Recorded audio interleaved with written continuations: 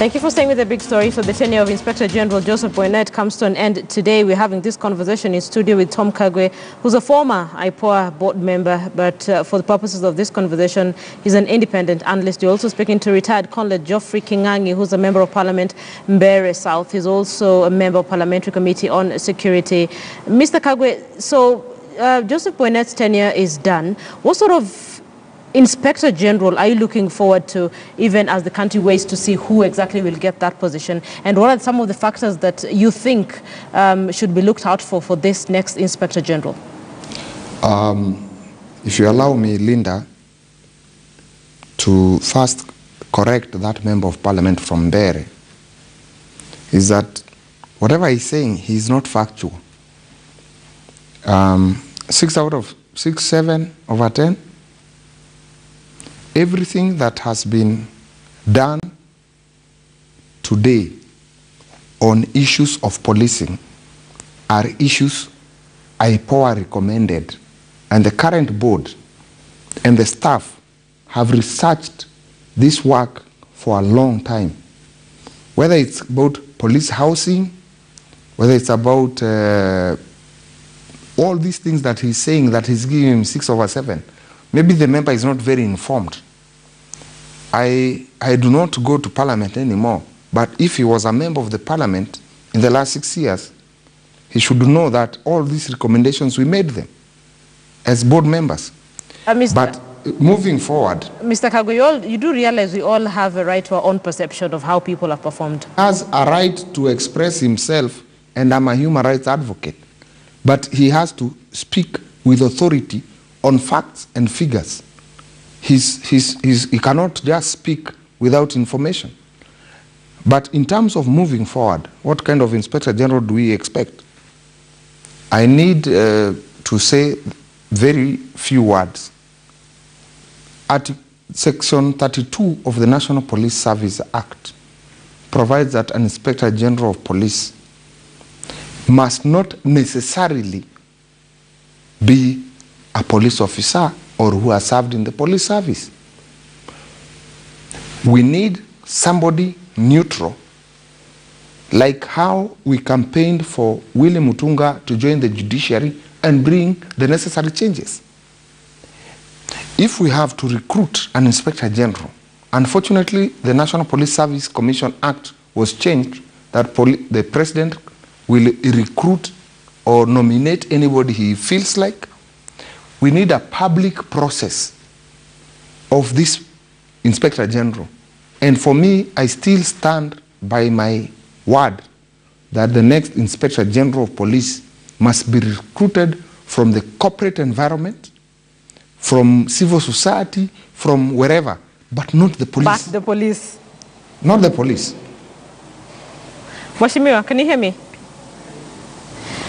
Okay, so what sort of person are you looking forward to with respect to the next Inspector General? And ultimately, the final decision rests with President Uhuru Kenyatta.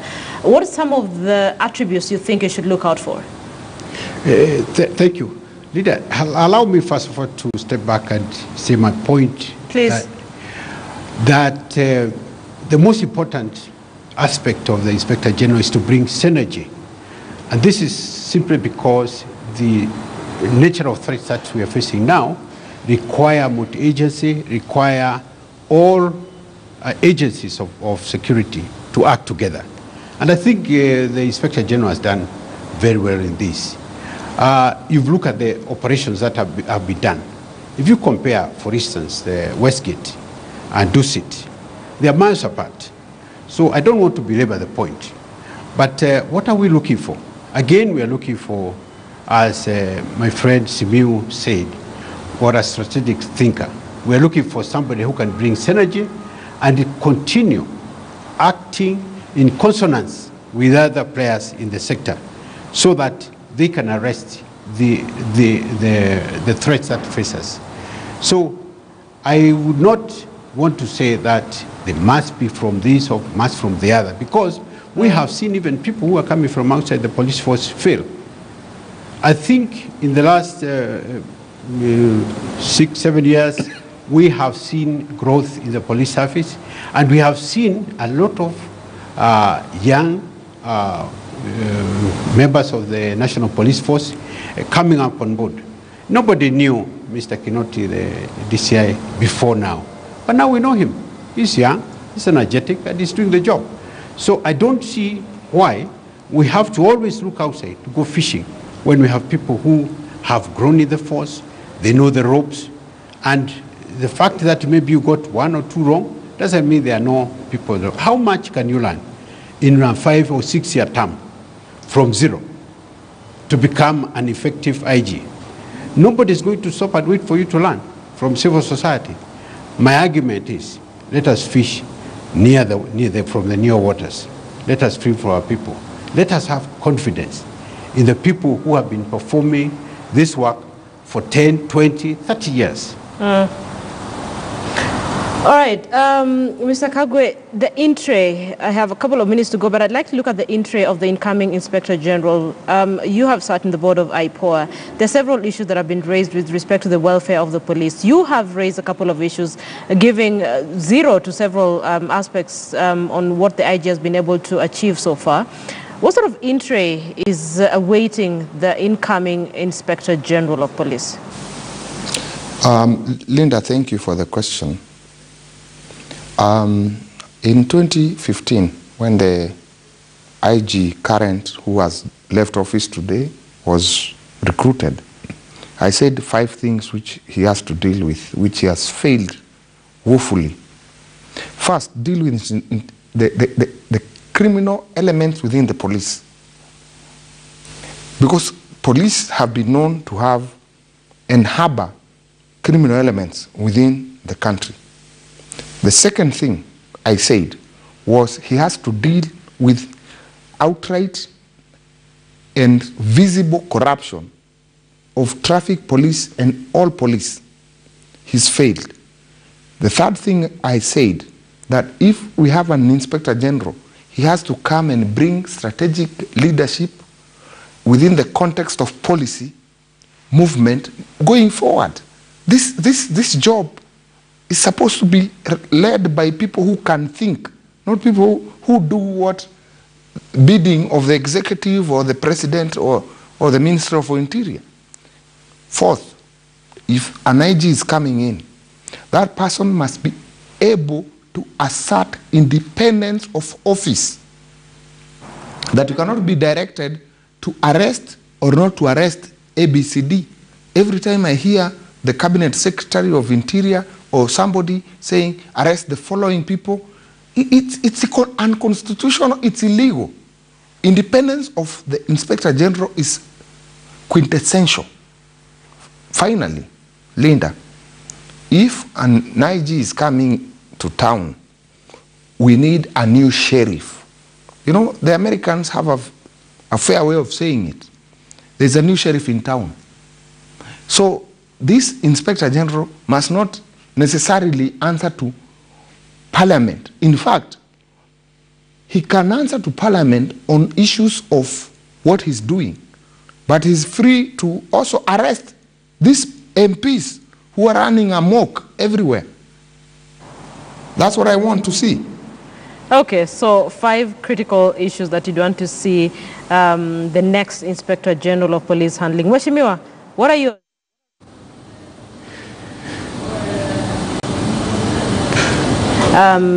in the in-tray of the incoming Inspector General, if any?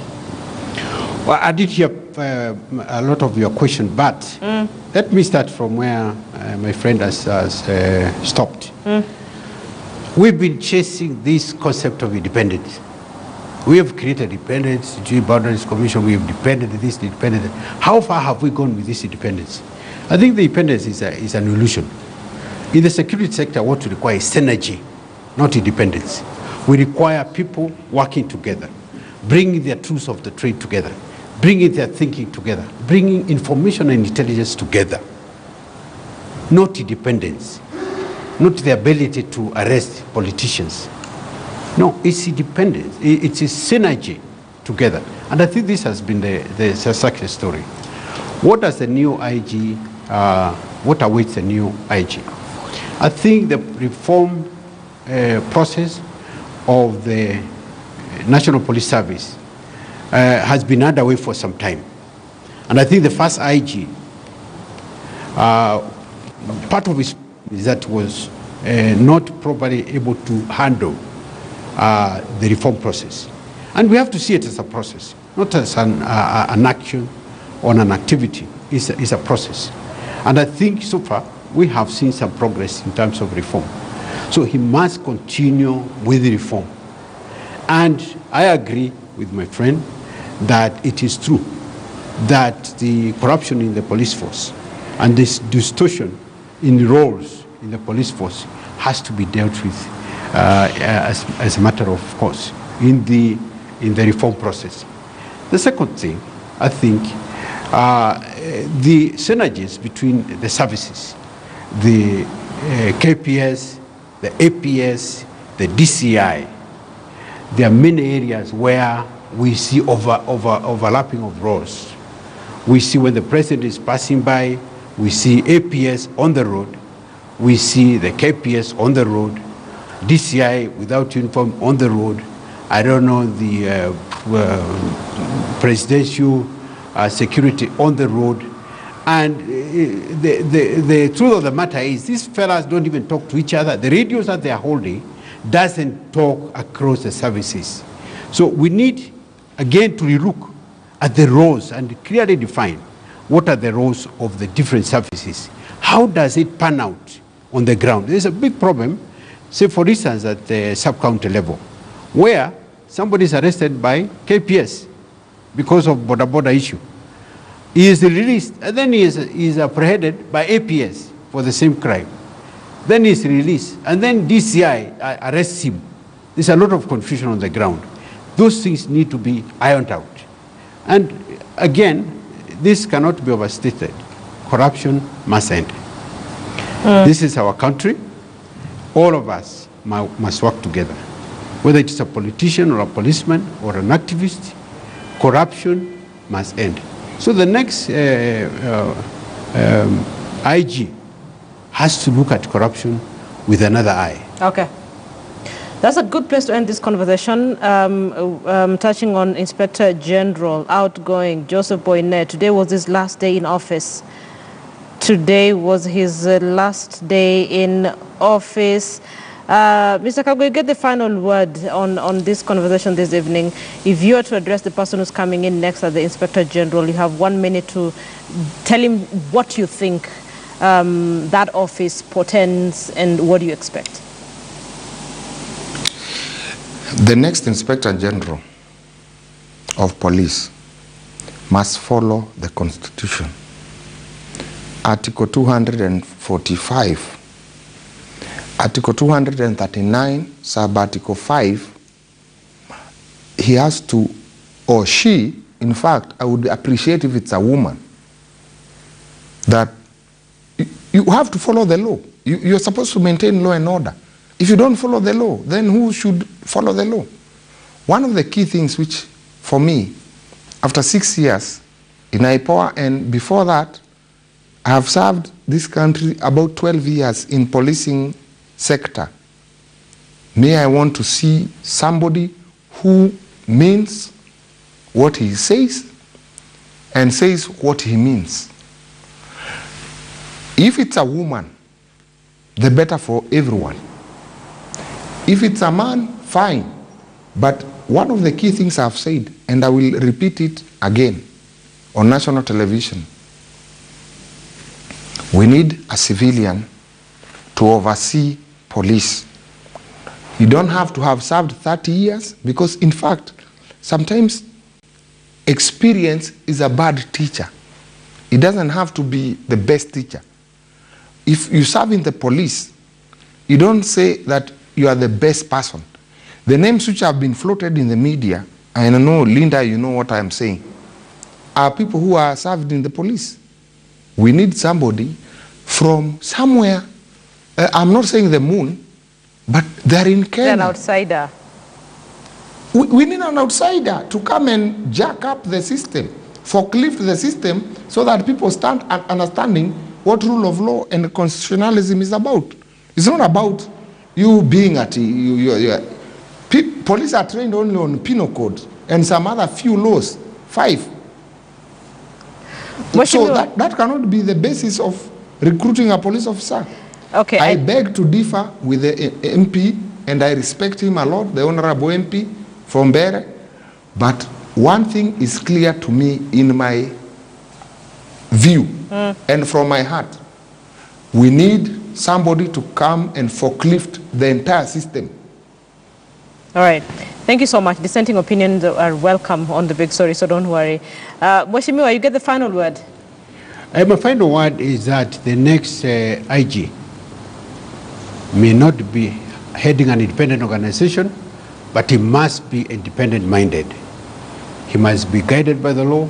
I agree with my friend Kago. He must be guided by the law, and he must be guided by his conscience.